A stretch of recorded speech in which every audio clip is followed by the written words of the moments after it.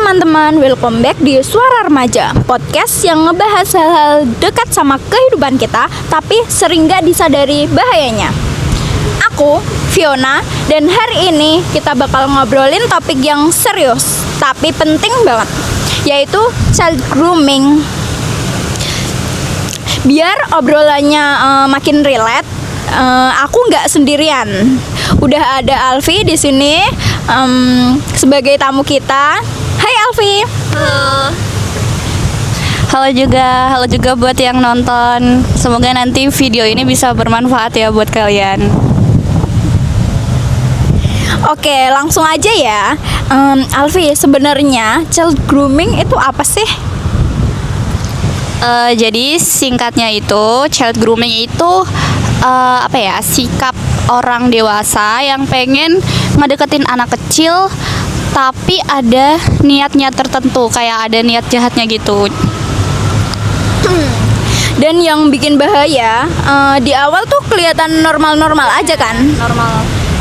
Ya kelihatan normal-normal aja, bahkan ya kayak temen deket aja gitu. Biasanya modus yang dipakai itu apa sih di awal? Modus yang dipakai biasanya itu ya kayak obrolannya itu makin lama makin intens. Jadi yang awalnya kayak biasa aja ya, terus makin lama tuh makin intens gitu. Terus juga mereka itu biasanya si pelaku itu merasa kayak memberi perhatian yang lebih gitu. Sebenarnya kalau ngasih perhatian itu boleh-boleh aja. Cuman kalau berlebihan itu kan nggak baik kan. Kayak malah makin kayaknya kurang baik gitu. Terus juga kayak misal si pelaku itu kenal korbannya itu dari game. Biasanya tuh baru kenal beberapa hari udah langsung minta ayo pindah ke WA, kayak minta ke chat yang lebih pribadi gitu. Terus juga biasanya pelan-pelan itu bikin bikin si korbannya itu merasa kayak lengah gitu. Jadi ya itu sih modus-modusnya. Nah, ini penting banget. Red flag yang harus diwaspadai itu apa aja sih kira-kira? Karena kan kita harus waspada ya. Red flagnya yang harus dihindarin ya, pastinya itu yang pertama itu biasanya baru kenal tuh udah langsung so akrab gitu, kayak udah nanya-nanya soal masalah pribadi yang menurut aku itu kayaknya privasi setiap orang gitu, nggak harus semuanya itu diceritain.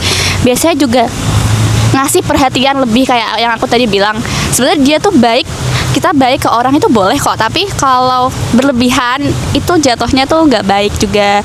Terus juga mereka tuh sering muji, apalagi kalau soal bahas yang perhatian, karena banyak kasus anak zaman sekarang itu yang kurang kasih sayang dari orang tua.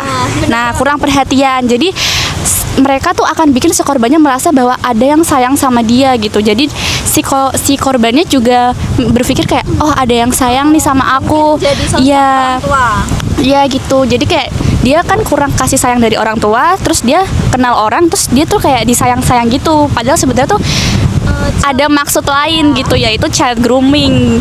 Jadi di kasus child grooming ini juga peran orang tua itu harus bener-bener ada banget buat anaknya, karena orang tua itu harus berpikir juga kayak apakah tangki kesayangan mereka buat anaknya tuh udah cukup apa belum. Jadi kalau misal tangki kesayangan buat anaknya tuh sudah cukup, si anak juga akan merasa bahwa oh aku udah disayang orang tua aku penuh nih, jadi aku nggak boleh asal percaya sama perhatian orang lain, kayak orang lain baik sama aku nggak boleh langsung percaya aja gitu, karena kan nggak semua orang itu baiknya itu tulus gitu.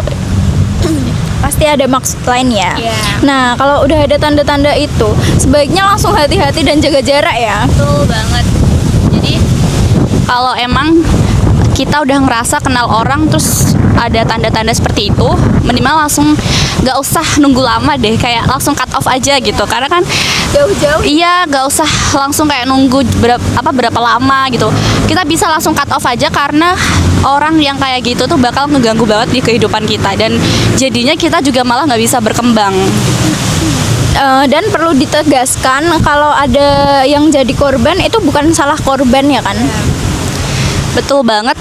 Karena sebenarnya banyak juga kasus yang seperti ini itu menyalahkan si korbannya, kayak malah menyudutkan si korbannya, bukan si pelaku. Si pelaku ini malah aman-aman aja gitu. Jadi sebenarnya juga gimana ya, sebenarnya juga si korbannya ini seharusnya yang dilindungi, bukan malah si pelaku. Karena kebanyakan di Indonesia juga terutama banyak banget kayak kasus-kasus yang malah yang dilindungi itu si pelakunya, bukan si korbannya gitu. Kalau misalnya ada korban yang remaja yang ngalamin atau ngerasa nggak nyaman, apa yang harus dilakuin sih? Kan biasanya kita sudah merasa nggak nyaman, tapi kita bingung apa yang harus dilakuin setelah itu. Yang harus dilakuin sih pastinya ya, kita menjauh dulu dari orang yang bermasalah sama kita itu. Jadi kita ada istilahnya tuh jarak, kita kasih jarak dulu. Mungkin kalau emang si korbannya ini tidak bisa langsung cut off, kita bisa kasih jarak dulu. Terus yang kedua kita tuh bisa cerita ke orang yang dewasa, seperti guru BK, orang tua kita sendiri juga bisa.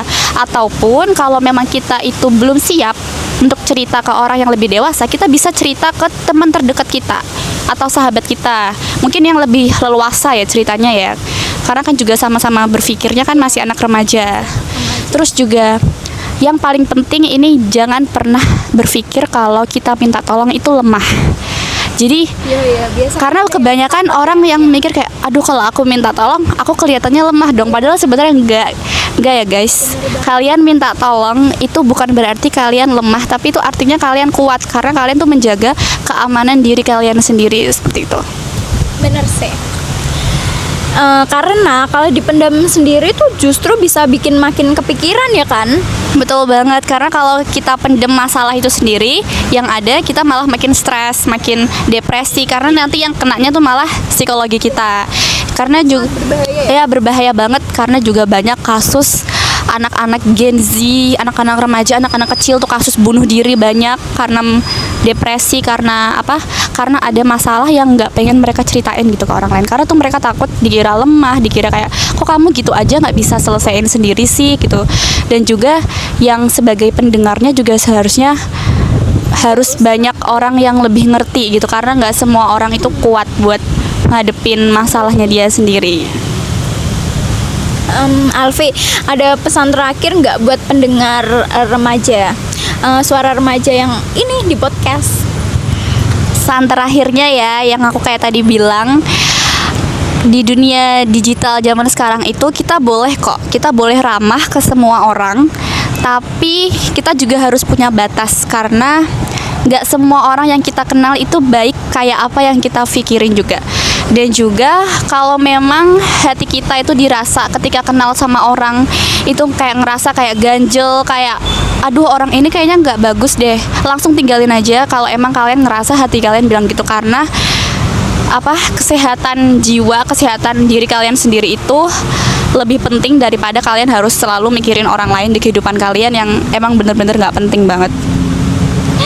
Setuju banget, waspada itu bukan berlebihan tapi bentuk sayang sama diri sendiri. Terima kasih banyak ya Alfi sudah berbagi di podcast Suara Remaja hari ini. Ya sama-sama, semoga yang dengerin ini juga bisa pola pikirnya ketika kenal orang itu semakin bagus, semakin bisa bijaksana juga, dan kalian tidak termakan oleh omongan-omongan orang lain. Semoga juga video ini bisa bermanfaat ya guys. Buat teman-teman semua, semoga setelah dengerin podcast ini kita bisa lebih sadar, lebih berani, dan saling menjaga ya. Aku Fiona pamit, sampai ketemu di episode Suara Remaja berikutnya. Stay safe, stay smart. Bye.